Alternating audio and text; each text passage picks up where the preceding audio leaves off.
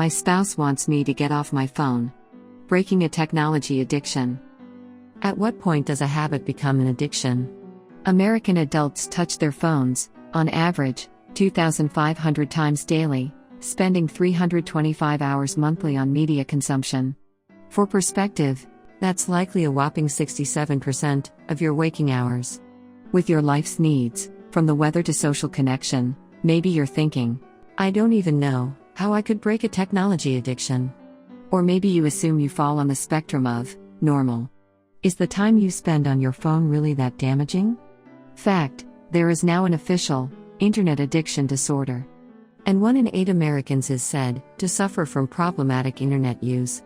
It's been shown to inflict chemical changes on the brain, similar to substance abuse, contributing to anxiety, depression, impulsiveness, materialism, social phobia, and sleep problems.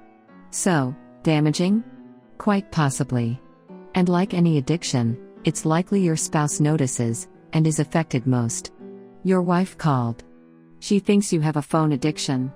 A friend of mine explained the pain and straight-up anger she encountered after speaking with her husband one night. After a long day, she recounted to him what had gone wrong in a plague of daily events. Then, phone in hand, he erupted in laughter. I was even angrier when he explained he wasn't laughing at me. His friend had texted him something funny, or two. Her face-to-face presence, over something that mattered to her, had been trumped by the entertainment of cyber presence. I doubt any of us are innocent in this matter. I am not. How many times have we shared on social media, rather than sharing eye contact? Or tuned out kids to tune into our phones?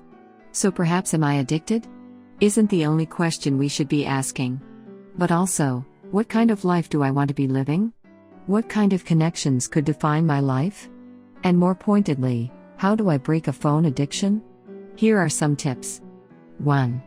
Technology addiction. Identify the bait. Most addictions begin with a similar cause, a desire to relieve a form of stress. And like any trap ready to clench, addiction is baited with appeal. Consider how someone might begin an addiction to, say, cigarettes. What does that cylinder of nicotine deliver, long before a chemical stimulant?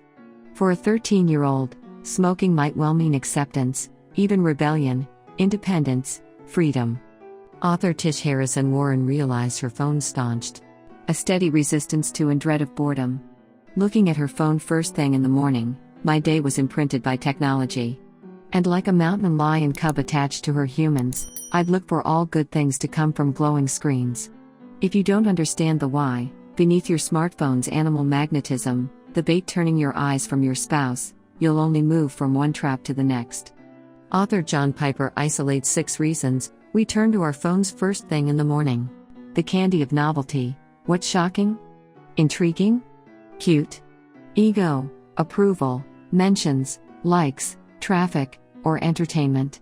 Or we might be avoiding boredom, responsibility, or hardship. Maybe you thrive on productivity, and beneath it, the myth that you are what you accomplish. Start with your phone's screen time report. What apps do you utilize? When responding to a notification, what underlying itch does that scratch? We often choose instant, faux gratification, rather than the richness of connecting with God or each other. 2.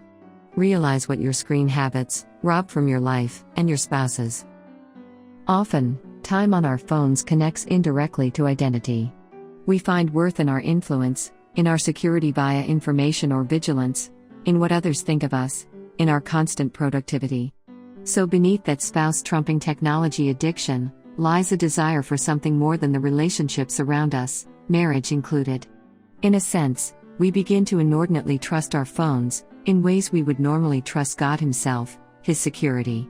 His declaration that Jesus has done enough. We are no longer defined by our contributions. His statement of our worth. Your phone may help deliver groceries, but it will never fully deliver what you crave. So when we're looking for satisfaction elsewhere, apart from the water that never leaves us thirsty, our unquenched desires swell disproportionately, leading to a life disordered. And our spouses feel what's robbed by those insatiable, driving thirsts. We're no longer all there for the people we care about. Our love is no longer sincere, Because our minds are distracted, duplicitous. Authors John and Stasi Eldridge note, the gift of presence is a rare and beautiful gift. To come, unguarded, undistracted, and be fully present, fully engaged with whoever we are with at that moment. When we offer our unguarded presence, we live like Jesus. Presence is a precious form of love. Imagine if Jesus, who became flesh and blood, and moved into the neighborhood, had been content to sort of engage with humanity. 3. How can I get off my phone? New habits start here. Wondering how you could start managing your cell phone, for the sake of yourself and your marriage, rather than the other way around? A few ideas to break phone addiction. You've heard of a weight loss plan. Develop a personal screen loss plan, complete with goals, rewards, and consequences. Turn off phone notifications, except those most urgent. Install screen time limiting features or apps on your phone. Start with a half day per week to routinely fast from your phone, Sundays, perhaps? Refuse to check social media. Inform friends who may be concerned by your lack of online presence. Bonus, this provides added accountability. While traveling, choose periods of silence, rather than listening to music, podcasts, audiobooks, or making phone calls. Train your brain to be okay with your own thoughts. Don't multitask on your phone while watching TV or movies. Deposit your phone in a bowl or basket when you enter the house, or at least during mealtime, checking it once per hour. Choose not to check your phone while in the presence of others. People in front of you have priority over online presence.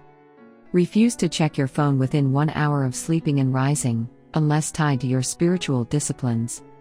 Remove social media from your phone. Real life starts right here. It's more difficult to fight an addiction when you're only removing, not adding, pleasure.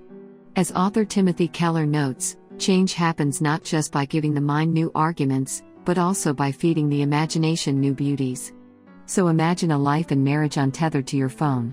What could your mind and emotions look like without the frenzy of headlines? What could your contentment and shared budget look like if you only ordered every 2 weeks from Amazon or eBay? What could your marriage look like if extended beyond text to a cup of coffee, with your phone out of reach? What could your presence with your kids, spouse, God look like if you had 10 extra hours a week, uncluttered by your device? Because we'll only experience freedom from technology addiction when our phones are dethroned. Will we believe relationships, a genuinely satisfied identity, and a calm mind are infinitely more important?